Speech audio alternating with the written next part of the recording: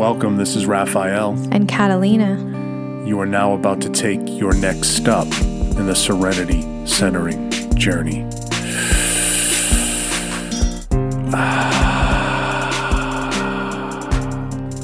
Hi everyone, this is Catalina and I've got Raphael here. Hey everybody. And we've got a new quote for you today. I'm going to go ahead and read it. It's by Richard Rohr and it says, "Contemplation is meeting reality in its most simple and direct form, unjudged, unexplained, and uncontrolled." And I really like this quote because I think it just really focuses on the importance of being present in the present moment.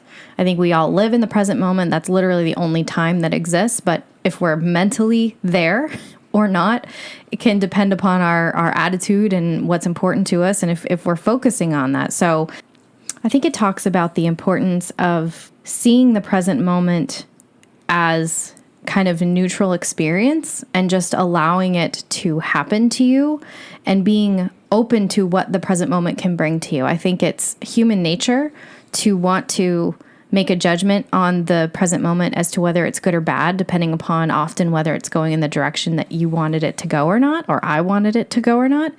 But I think that the most value you're going to get from the present moment is just being present in it, just observing it. It's funny, Deepak Chopra has a lot of stuff where he talks about you being the observer of yourself. And I think this speaks to that, of really just being in that moment, allowing yourself to be wherever you are. If you're stressed, if you're scared, if you're frustrated, if you're angry, just being in that moment and seeing what the present moment is going to teach you and where it's going to lead you. You know, it also talks about emotions, are often trying to tell us something. They're trying to give us direction on something bigger going on in ourselves. And so, but if we're not focused on that, if we don't listen to it, it just is kind of this noisy background noise, emotions.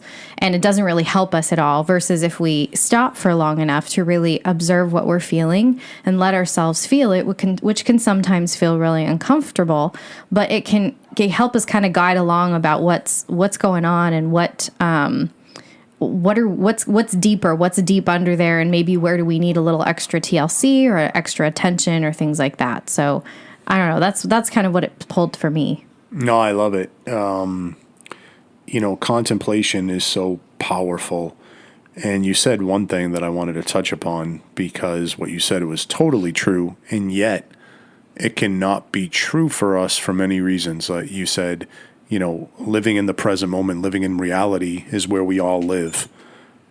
However, how many times are we moving so fast and going at 1,000 miles an hour that we're all in the present moment, but we're not really mindful of the present moment. Yeah. And I think that's what meditation, contemplation, centering prayer, depending if you're more aligned with the Eastern traditions or the Western tradition of spirituality, but different types of meditation, yoga, breathing, deep breathing, getting in touch with that inner peace and slowing everything down is really important. And the other thing, when I think about the quote, like what comes first for me with that quote is I have to feel at peace, because I need to slow down and, like you said beautifully, and as the quote says, not judge my experience. And I love that you brought up Deepak, like be the observer and be the non-judgmental observer, like sit with it patiently. And if you believe in a higher power or a God of your understanding, you can invite that higher power into it and even say simple petitions like, hey, show me what this is. But not be in a rush to get the answer. Like let go of the timing of the results.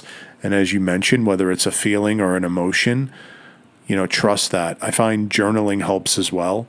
But the transcendental meditation or centering prayer, where I slow my brain down and give it a break to connect with the stillness, which I believe that still voice, that stillness, God does speak there. And I get to experience God. Sometimes they say praying is speaking and meditation is listening, and slowing down enough to actually experience the power of my higher power or my God is really important. And not to judge, not to try to explain it, not to try to control it, but allow God to transform and bring meaning in His way and His timing, I think is important. Yeah, no, I think that is a really good meditation on the quote. Okay, well, good stuff. Until the next time we break down, we're signing off. Take care. Thank you for taking another step in the serenity centering journey. As always, take what you like and leave the rest. Make sure to see our medical disclaimer. Until the next episode, make sure you enjoy each step of the journey. Peace.